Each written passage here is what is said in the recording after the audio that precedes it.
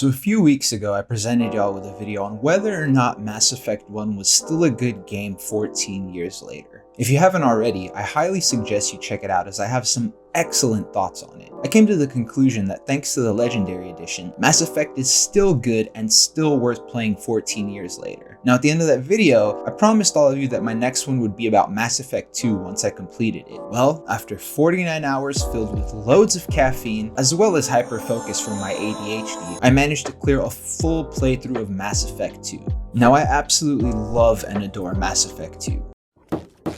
Hello? I love you. The graphics, the gameplay, the story, all of it managed to be that much better than the previous entry in the series. It's one of the best examples of how to get a sequel right in gaming. But it's not only that, it's also one of the greatest examples of character development in not only gaming, but pop culture media as well. If I have to pick just one thing about Mass Effect 2 that I love the most, it would be just that. Because of this, instead of talking about the gameplay and the graphics, I'm going to share my thoughts on how Mass Effect 2 is a masterclass in character development in all forms of media. Speaking of thoughts, I've decided moving forward that I'll be calling my series of videos Tofu's Thoughts, as I feel it has a really catchy name to it, and if I'm being honest, I still don't really know what counts as a video essay. I see. No, I don't. Okay. So this makes more sense. At the end of the day, I'm just sharing my thoughts on things I enjoy.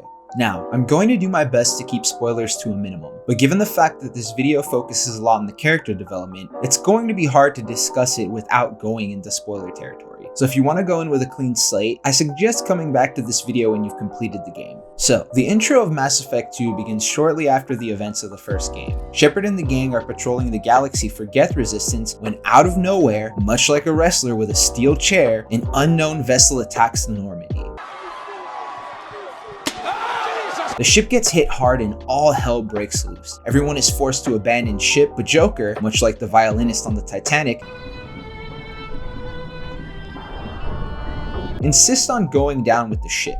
Shepard comes in at the last second and shoves him into the final escape pod before they get blasted into space. As all of this happens, Shepard suffers a hull breach in their suit and dies one of the most terrifying deaths one could imagine, floating into the vast emptiness of space, suffocating to death. Dark, right? I gotta say, starting your game with the death of the main character is a pretty ballsy move to say the least. I remember the complete shock I was in witnessing my Shepard that I had spent countless hours on being ejected into the cold void of space only to die. Fuck this shit! I came in this fucking room and everything went fucking bad. Fuck this shit, man. That shock quickly turned into confusion as the game fast forwards to 2 years later where you wake up on an operating table in a Cerberus. Yes, you heard that right, a Cerberus base. In case you've forgotten the events of ME1, Cerberus is a human supremacist organization who's done some really shady things, such as killing Admiral Kahoku and his missing Marines, running unethical experiments to create super soldiers, unleashing some Rachni on the galaxy, and traumatizing a Marine by the name of Toombs by killing his entire squad with Thresher Maws and then capturing him only to run experiments on him. Yeah, that's Cerberus. As you can see, they have a terrible reputation behind them, and somehow, they're the ones who find Shepard's body and brings them back to life. Shepard has the pleasure of their first waking moments being an attack on the Cerberus base with their own mechs? With the help of Cerberus agents Jacob Taylor and Miranda Lawson, Shepard manages to escape alive. Shortly after these events, you're introduced to this cigar-smoking, bourbon-drinking, enigmatic figure called the Elusive Man. Voiced by iconic actor Martin Sheen, he informs Shepard that he is responsible for bringing Shepard back to life. Now I know what you're thinking. There's no way a shady-ass organization brought Shepard back to life out of the kindness of their own hearts. And you're right. The Elusive Man has noticed that entire human colonies have just been vanishing into thin air all over the galaxy. And while Cerberus is shady, they are a human supremacy group, so they aren't just gonna sit by and watch as mass numbers of humans go poof. Given that Shepard cares about the safety of humanity, they decide to trust Cerberus and take on the job. You're quickly sent off with Jacob and Miranda to investigate a recently attacked colony. Upon investigation, you learn that the humans have been abducted by an insectoid alien race called the Collectors. Not only that, you find out that they were the ones responsible for the attack on your ship that sent you into the abyss. And it doesn't stop there. You find out that they're also working for the Reapers. Ah yes, Reapers. The immortal race of sentient starships allegedly waiting in dark space.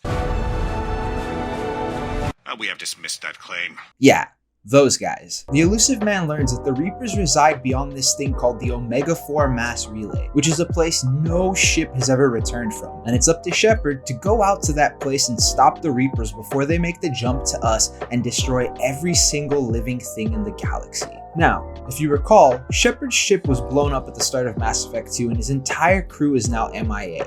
The elusive man, being the generous person that he is, provides a new ship by the name of the Normandy SR2, which looks identical both inside and out to the original one. And that's not the only familiar thing, as the one who's going to be piloting this thing is none other than our favorite wisecracking captain, Joker. With a brand new ship out of the way, the only thing that's left is a crew. The elusive man gives Shepard the whereabouts of potential crewmates that can help with the mission through the Omega-4 relay. So at this point, you're tasked with assembling an intergalactic version of the Suicide Squad. That's pretty much the entire setup for Mass Effect 2. Shepard dies, gets brought back to life, only to be sent on another mission where both Shepard and their entire crew will most likely die. Now, in the span of 49 hours, we recruit a cast that goes through some of the most intense character development I've ever seen in any form of media. And that cast is stacked with a total of 12 recruitable crewmates. That's twice the size of the crew from Mass Effect 1. Those available crewmates are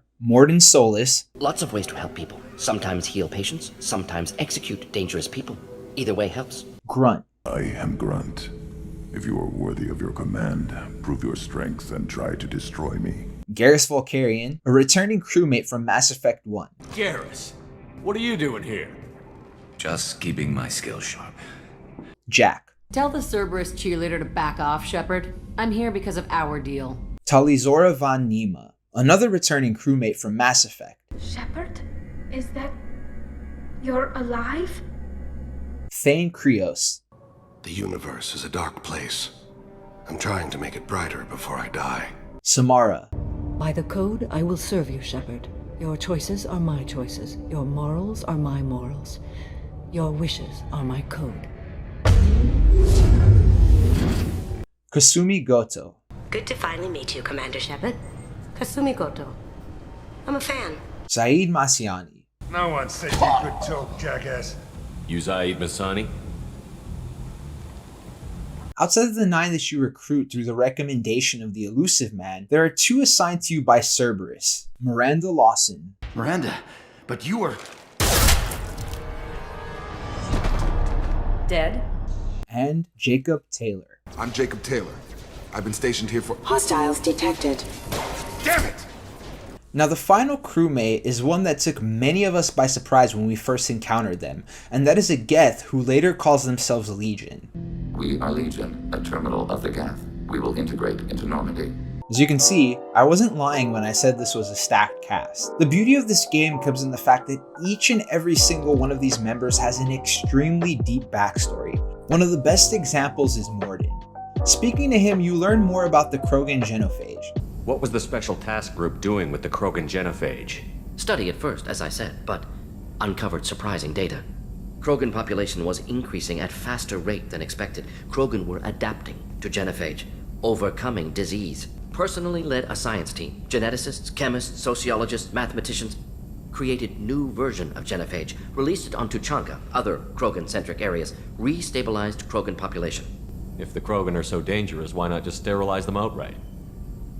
Not a war criminal, not a murderer, genocide unnecessary. Krogan as a whole, violent, aggressive, still have outliers, worth saving. Genophage modification protected galaxy, allowed Krogan chance to survive. Everyone wins. Good for us, good for them.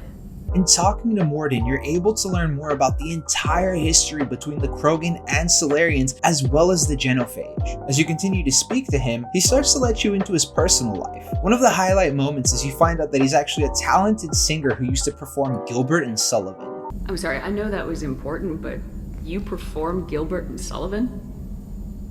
I am the very model of a scientist Solarian. I've studied species Turian, Asari, and Batarian. I'm quite good at genetics as a subset of biology because I am an expert, which I know is a tautology. My xenoscience studies range from urban to agrarian. I am the very model of a scientist Solarian. Another great example is Jack. Speaking to her not only teaches you about her traumatic past, you also get to learn more about Cerberus's past and the horrible experiments they ran on children.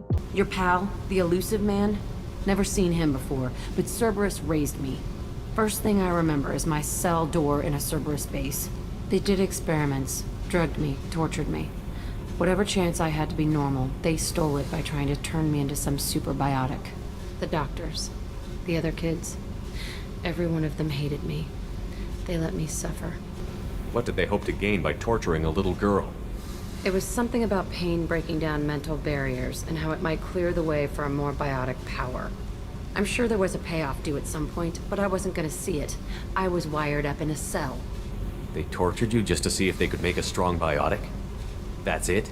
Wasn't in a position to ask, Shepard. All I know is a little girl crying in a cell, begging for the pain to stop. These are just a few of the fantastic examples of the characters and their origins prior to becoming a part of the Normandy. There are no real throwaway or filler conversations. Everyone you have pushes the story forward, teaches you about the universe it all takes place in, and continues to develop each character. These conversations also serve a greater purpose, and that's to gain your crew's loyalty. Mass Effect 2 introduces what I think is one of my favorite concepts for a game: loyalty missions. These loyalty missions are where the character development truly shines. You spend hours upon hours getting to know them. As you start to near the end of the game, all of your crewmates open up to you about unfinished business they have, things that they need to get taken care of before possibly meeting their end. And now you have a chance to do something that can truly shape who they become by the end of the game. For Morden's loyalty mission, he learns that a former protege of his who helped work on the genophage, Malin, is being held captive by Blood Pack mercs. Upon arrival, you learn that he's not actually being held hostage. He's working with the Blood Pack Krogan to help modify and cure the genophage. Morden, originally planning to rescue Malin, now contemplates on killing him to ensure that the genophage remains intact. You're given many routes to approach the situation. You can convince Morden to kill Malin, or you can let him flee. You can tell Morden that if he should save the genophage cure data just in case, or destroy it. If you decide to save the data, Morden can actually cure the genophage in Mass Effect 3. You don't just obtain Morden's loyalty from helping him with this. Shepard's input here has a direct impact on the type of person Morden chooses to become when he walks away from this. You help shape their character development. By the end of all of these loyalty missions, you'll witness a character grow from a simple crewmate along for the ride to a powerful ally willing to die for Shepard when the time comes. But the Mass Effect series is about freedom of choice. If you want, you can choose to neglect a majority, if not all of these missions. This is another example of how you get to shape the character development. Instead of becoming your comrade in arms, they're simply a person you use as cannon fodder for the suicide mission.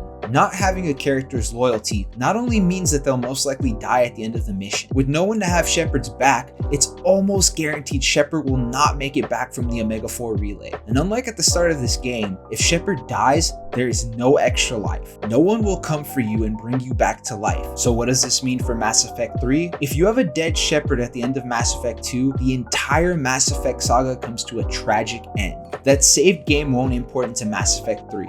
You can play Mass Effect 3 if you died in Mass Effect 2, of course, but you'll have to create a brand new Shepard.